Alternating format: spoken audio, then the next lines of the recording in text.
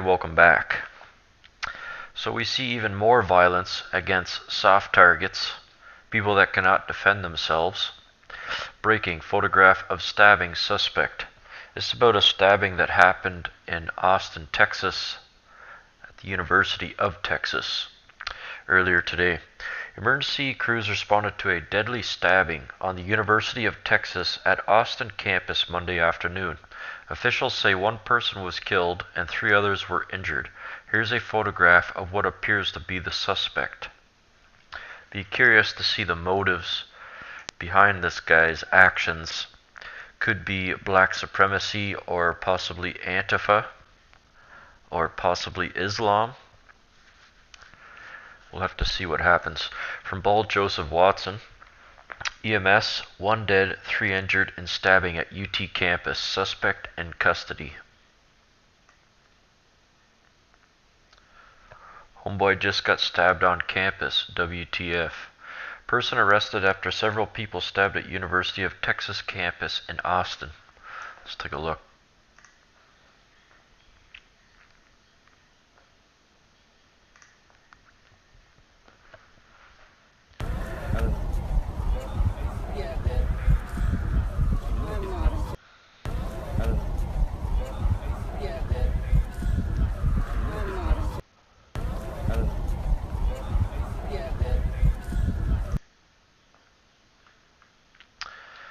That's brutal. So not only are schools anti-free speech zones, they are soft target zones for people like this to do as they please. So it is astonishing that people actually fight against free speech and being armed on campus when stuff like this could easily happen again and again, and probably will happen again and again. So I was talking about earlier how the most current budget does not include the funding for the wall, but Sean Spicer claims the wall will be built, which is awesome. I'd love to see that wall. The wall will be built. Let's take a look. Well, make no mistake, the wall is going to be built. The president has made it very clear. We have 5 months left in this fiscal year. We're getting $1.52 billion for border security.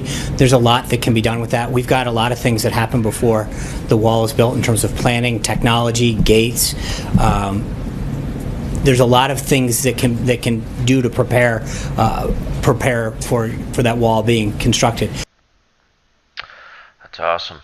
It's not so much the physical barrier that I like. I like the idea of what the wall represents, the symbol that America is back, America is secure, and America is open for business as the powerhouse of the world once again.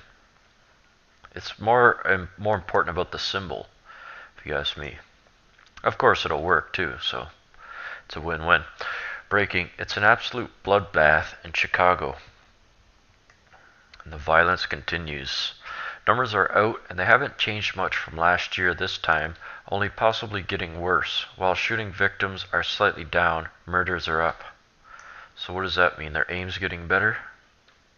Chicago violence April 2017 versus April of 2016. Isn't that crazy?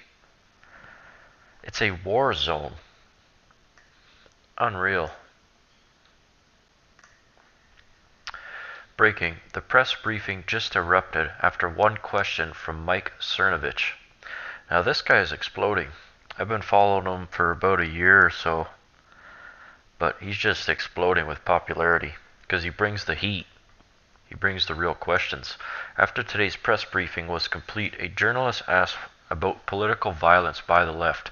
Real journalism, finally. Why will nobody here cover the violence against Trump supporters? And why won't you demand that leaders of the Democrats disavow the violence from Antifa the way you demanded Trump disavow violence from his supporters? This is being completely covered up. You have no answer. I am, Adam. I am a reporter. I'm a documentary filmmaker. And I want to know why nobody will demand that the Democrats disavow Antifa violence, terrorism against women happening in America. Nobody will demand You that. realize, of course, this is a Republican president. We will ask Democrats. Oh, where? Where's the interview of you demanding that Bernie Sanders disavow Antifa? Disavow Antifa. Disavow Antifa. You're not making these demands the way you did with Trump. So it's unfair, and it's very important that this get out there. Thank you.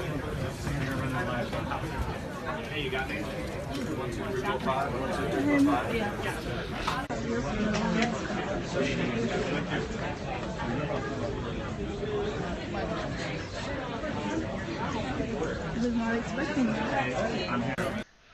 It's no surprise he didn't really get any serious answer from the demons in human skin, for they abandoned the light long ago. And so it is.